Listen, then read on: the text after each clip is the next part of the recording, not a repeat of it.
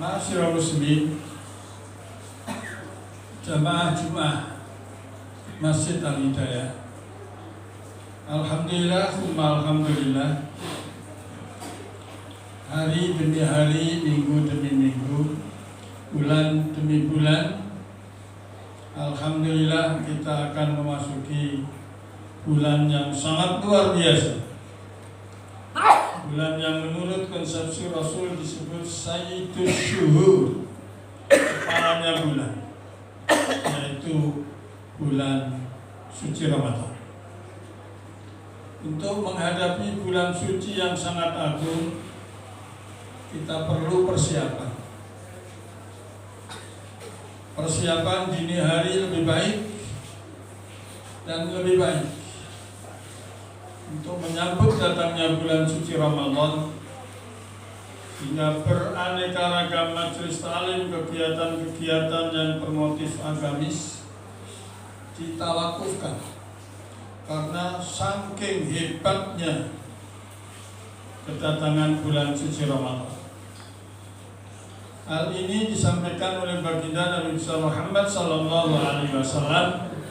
dengan sabdanya, "Man fariha bidukhuli Ramadan harramallahu jasadahu ala niran." Siapa yang gembira, siapa yang senang, siapa yang bangga, siapa yang mempersiapkan dirinya untuk memasuki bulan suci Ramadan dengan beraneka ragam ibadah, beraneka ragam amaliyah, beraneka ragam zikir, beraneka ragam bacaan dan bacaan, khususnya bacaan Al-Quran, karena bulan suci Ramadan bisa disebut Sayyidul Quran, Syahrul Quran, bulan di mana Al-Quran diturunkan oleh Allah Subhanahu wa Ta'ala lewat malaikat Jibril kepada baginda Nabi Muhammad sallallahu alaihi wasallam. Ma'asyiral muslimin, tidak banyak kami sampaikan, hanya beberapa hikmah, beberapa mutiara, beberapa natijah, beberapa samrah yang bisa kami sampaikan pada kesempatan khutbah hari ini. Yang pertama, kisah sejarah. Di zaman baginda Nabi Muhammad SAW diberitahu oleh malaikat Jibril tentang situasi kondisi umatnya Nabi Sulaiman. Nabi Sulaiman salah satu nabi yang diberi mukjizat oleh Allah, bisa berbicara dengan siapapun, dimanapun, kapanpun. Suatu saat Nabi Sulaiman mempunyai keinginan pengen refreshing, pengen jalan-jalan sebagaimana lazimnya manusia. Maka dipanggillah itu angin. Angin bisa ditaklukkan, ditundukkan oleh Nabi Sulaiman dengan izin Allah sebagai mukjizat Nabi Sulaiman. Angin dipanggil dengan bahasa, "Ayyuhar rih, wahai angin, ta'ala, sini kamu, ikhmilni ila satiqil bahr, bawalah aku ke tepi pantai." Dibawalah Sulaiman dengan angin ke tepi pantai. Tidak lama kemudian Nabi Sulaiman melihat salah satu makhluk yang sangat aneh, makhluk yang takjub menurut pandangan Nabi Sulaiman. Di pinggir pulau, diterpa gelombang, disinari oleh terik matahari, sebagai lazimnya manusia merasa kasihan. Dihampirilah itu makhluk yang bernama Dobati, yaitu kodok atau katak. Setelah sampai, maka si kodok, si katak ditanya, oleh baginda Nabi Sulaiman, "Mengapa kamu bisa di sini? Dari mana asal kamu?" Jawabnya kodok, "Pertama aku jalan-jalan santai di pinggir pantai. Ternyata aku diterpa oleh ombak sampai aku diseret menuju ke pulau karang ini. Kemudian makanmu apa?" Sampai ditanya makannya, karena di tengah laut ikannya besar-besar, sedangkan mulut si kodok itu nggak muat. "Makanmu apa?" Maka si kodok terus terang, "Kalau siang aku puasa." Si kodok puasa. "Terus buka kamu apa?" "Setelah matahari terbenam, Allah mendatangkan kepadaku yang namanya Dzubabul Akhdar, artinya lalat hijau. Disitulah aku dijamu oleh Allah. Di siang hari aku puasa, di malam hari aku dijamu oleh Allah dengan makanan yang sangat lezat." Bisa diketahui bahwa salah satu lalat yang paling indah dipandang, paling nyaman dan paling tajam penciumannya adalah lalat hijau. Jika di rumah Bapak ada bangkai, pasti yang pertama kali menemukan adalah lalat hijau.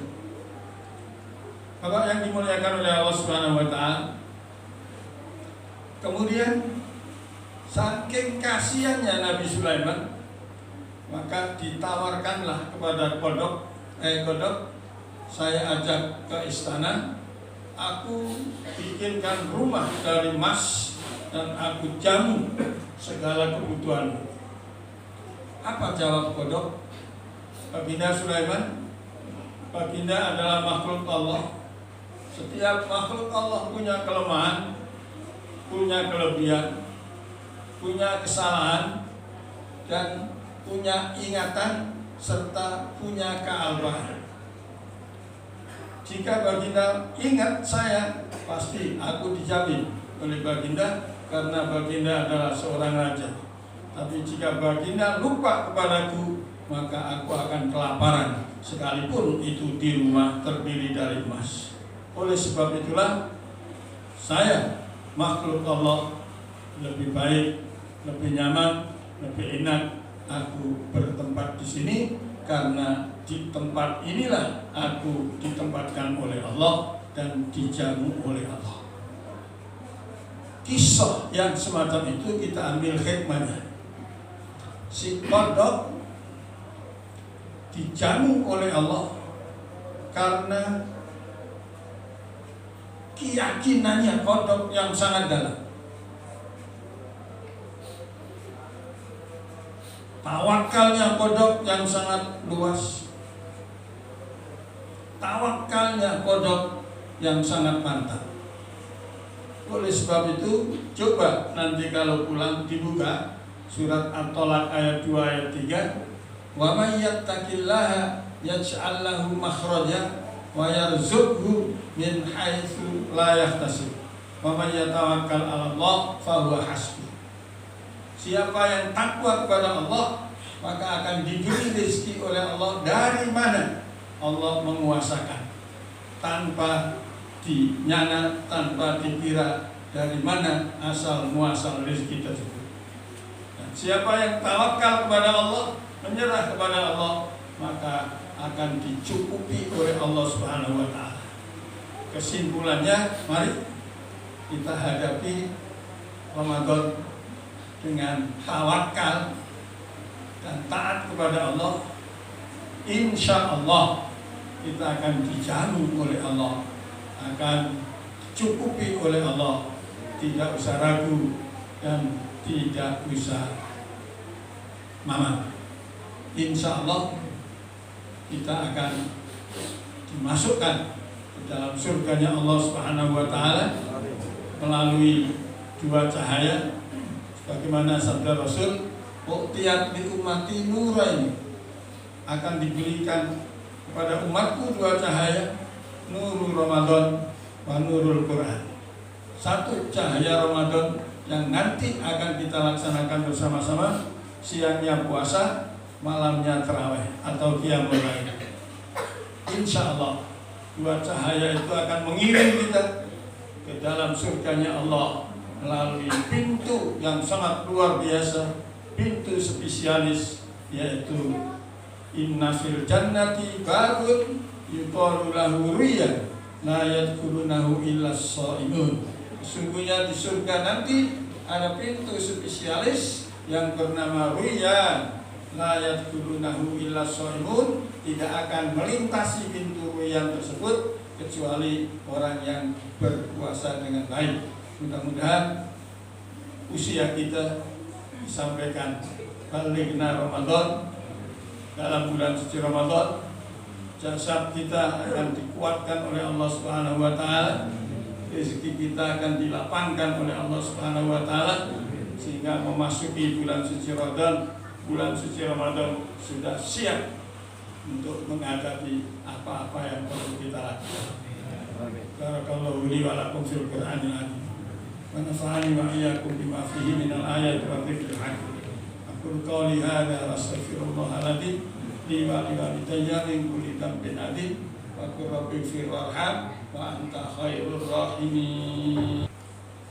Alhamdulillah. Alhamdulillahilladzi khalaqal insana fi ahsani taqwim. Fadlana ala katsirin min ibadihi bil ilmi wal yaqin. Allahumma shalli wa sallim wa barik ala khairil anbiya wal mursalin sayyidina wa habibina wa qurrati a'yunina wa dzikrina wa maulana Muhammad wa ala alihi wa ashabihi wa azwajihi wa dzurriyyatihi wa ummatihi ajmain. Allahumma an khulafa'ir rasyidin Abi Bakr wa Umar wa Utsman wa Ali wa baqiyati sahabati wa qarabati wa azwaji wa dzurriyyatihi wa alaina ma'ahum bi rahmatika ya arhamar rahimin. Allahumma ighfir lil mu'minina wal mu'minat wal muslimina wal muslimat wal ahya'i minhum wal amwat innaka qaribun mujibud da'wat ya qadiyal hajat wa ya rafi'at darajat wa ya sami'at da'wat iqdi hawaijana ya Allah. Iqdi hawaijana ya Allah, hawaijat dini wa dunya wal akhirah. Rabbana ighfir lana wa li ikhwanina alladziina sabaquna bil iman wa la taj'al fi qulubina ghillan lil ladziina amanu rabbana innaka ra'ufur rahim. Rabbana atina fid dunya hasanah wa fil akhirati hasanah wa qina adzabannar. Walhamdulillahi rabbil alamin.